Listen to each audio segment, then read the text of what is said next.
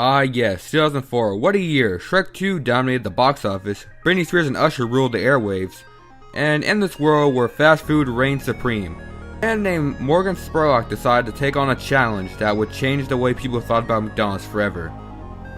If you ever had a health class, there's a good chance you saw the documentary Super Size Me.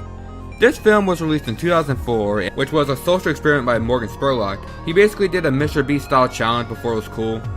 The goal? What happens when you eat McDonald's 3 times a day for 30 days straight? So let's set the stage. It's 2004. The obesity epidemic is becoming a huge talking point, especially in the US back then.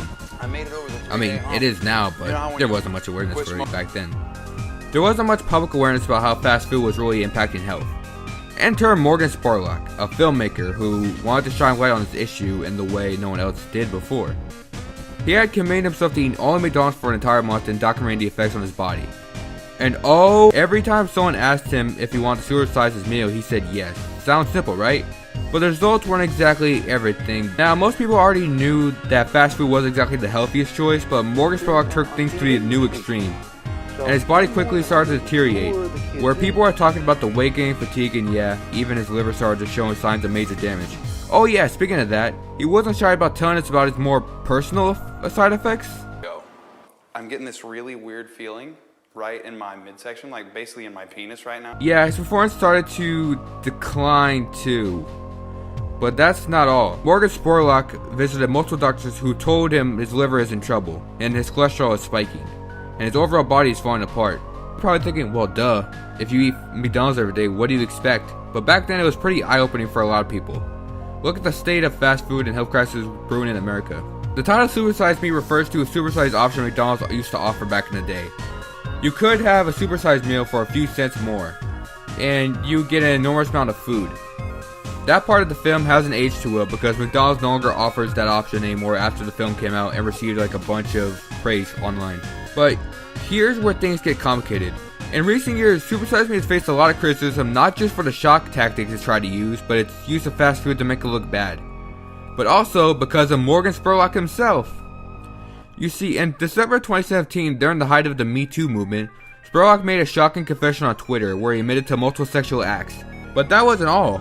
You see, when he revealed this, he revealed that he hasn't been sober for more than a week in 30 years. Yeah, you heard it, 30 years. So he was drinking all the way back and Super Size Me. It raises an important question. Was deteriorating health really because of McDonald's or his bad alcoholism? Throughout the documentary, Morgan Spurlock is constantly talking about his liver problems, which even the doctor says that he's never seen someone with an unhealthy diet have a bad liver like that, at least not to that extent. But given his confession about alcohol, we have to ask, how much of that liver damage has already been there, and how much of it was actually caused by fast food? The documentary didn't mention his alcohol consumption at all, and shit even tells the doctor he doesn't do alcohol, which has a lot of people to argue about this experiment wasn't as straightforward as it seemed. Speaking as someone that used to weigh around 300 pounds and is now like 220 at 6'3", moderation in most situations is key. Shit, in the documentary they show off someone that eats nothing but Big Macs and is doing perfectly fine even till this day, like he's 70 now. Now, don't get me wrong, it did bring some important conversations from before, like it shed light on the lack of transparency in fast food nutrition, school lunches, but after looking back at everything now, Spurlock, it's clear the story is more complicated than fast food is bad. Since Super Size Me came out, a lot of people have changed, like fast food companies have made attempts to have healthier options, people are starting to count calories on a mandated menu, and public awareness about nutrition has definitely improved. But this documentary is still relevant today, well that's up for debate. Ultimately, Super Size Me was a product of its time, a time where people started paying attention to the consequences of fast food. But like a lot of things from the early 2000s, it hasn't aged perfectly. The film gave us a lot to think about, and we all know there's more to the story than what was shown on screen. So let's talk about Fathead. This is actually recommended by one of you guys, and after watching it, I'm kinda mixed. On one hand, it brings up some good points. For example, it claims that Spurlock didn't let the journalist see his food diaries during the Super Size Me experiment, which is definitely suspicious, and that's something I did not know prior to making that video. But beyond that, it starts to lose me. The film pushes the idea that the calorie deficit doesn't really lead to weight loss and it's really about insulin, and honestly, based off research I've done, that doesn't seem to be true. Sure, insulin plays a role, but it's not like the be all end all. Drugs like Ozempic, which help people lose weight, is done so by suppressing appetite, not because they're fixing insulin. So yeah, Fathead kind of fumbles on that science there. Another issue I have with Fathead is the way it tries to make points. A lot of the time it just feels like comedy sketches rather than an actual argument. I get that humor keeps things a bit engaging, but when you take things too literal to make a joke, it just ends up weakening your case. It's like, are you trying to make a valid point or just trying to be funny? No, I'm not saying this whole documentary is garbage. There are some points I do agree with. For example, it touches on the idea of someone being obese even though they look skinny. But at the same time, I can't give this documentary too much credit. When it's filled with as many logical holes as Super Size Me. It's worth noting that Fathead pushes the paleo diet pretty hard, which again is another area where I'm skeptical. Diets like paleo surely do work for some people, but endorsing it as an ultimate solution feels oversimplified. So yeah, Fathead, it's a mixed bag.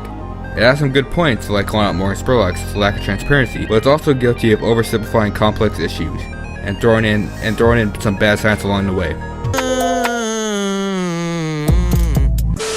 Unlike the original, this isn't an eating challenge. Instead, Super Size Me 2 critiques the fast food industry from the inside, focusing mainly on the chicken industry. Spurlock isn't just eating chicken, he's actually raising it and branding it, and even selling it to unsuspecting customers. His goal? To show how deeply flawed and exploitive the system really is. The heart of the documentary is about the critiques of the chicken farming industry. Spurlock uncovers how big corporations control nearly every aspect of farming, forcing farmers into $1 million of debt with impossible demands. They are required to upgrade their equipment, adhere to strict contracts, and are paid little so they barely make profit. In the documentary, Morgan Spurlock starts a restaurant called Holy Chicken, which has over-exaggerated logos of what happens in the chicken industry and stuff like that, right? He puts it all on display to the daring customers who want to come in. Super Size Me 2 doesn't just critique the food, it takes aim at the entire system that thrives on exploitation. Here's the thing about Super Size Me 2. It's better than the first one because it goes way deeper. It's better than Super Size Me 1 mainly because it's not an eating challenge and it wasn't what Super Size Me 1 was, instead diving deep into a system that's highly corrupted. I did it. I covered both Super Size Me and the response. If you guys want me to cover something else, leave it in the comments. Leave in the comments what you thought about these movies. I actually seen a decent amount of people actually said Fathead was good. So tell me how wrong I am in the comments and I'll see you in the next one. Bye.